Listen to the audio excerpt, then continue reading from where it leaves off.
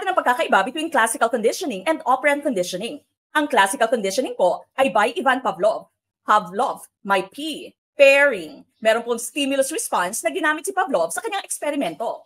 Ipinaris po niya yung conditioned stimulus na bell sa unconditioned stimulus na pagkain para magkaroon ng response sa aso na siyang paglalaway nito. Ang mga hint po select ay stimulus, response, phobia, and trauma. Ito po ay galing sa classical conditioning theory ni Ivan Pavlov.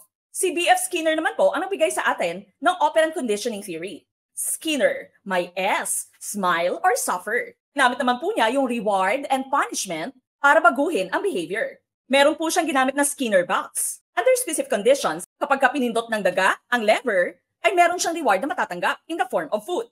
Kapag hindi naman, ay meron siyang mild electric shock na matatanggap. Reward and punishment.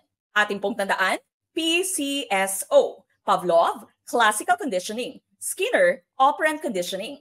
Tingnan po natin kung masasagot na natin ang katanungang ito.